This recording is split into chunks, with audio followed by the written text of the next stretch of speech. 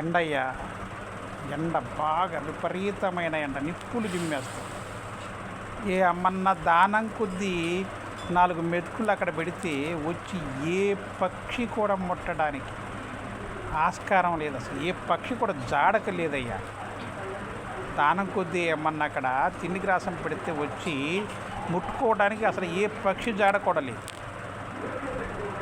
కానీ 4 డబ్బు కట్టలు అక్కడ పెట్టేస్తే నిప్పు కణికలు అక్కడ మనిషి మాత్రం అవి చూశాడంటే ఈ నిప్పుల్ని, ఆ పై నిప్పుల్ని దేన్ని లెక్క చేయకుండా వాటి కోసం ఉరికేస్తాయి.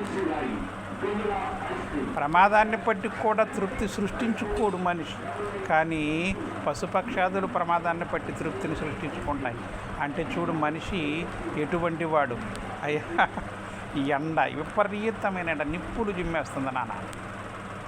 తస్మాత్ ప్రమాదాన్ని పట్టైనా ప్రమాదం ఉందని తెలిసైన తృప్తిని సృష్టించుకోవాలి. అది నేర్చుకోండి. వాటిని చూసి కొన్ని నేర్చుకోకూడదు, కొన్ని నేర్చుకోవాలి. ఒక వావి వరుసలు తప్ప, ఆ మృగతత్వం తప్ప ఇంక ఏది కూడా అన్నీ మనకంటే అది ఇవే బెటర్. ఎండ విపరీతమైన ఎండ, బయటకు రాకండి. తస్మాత్ జాగ్రత్త.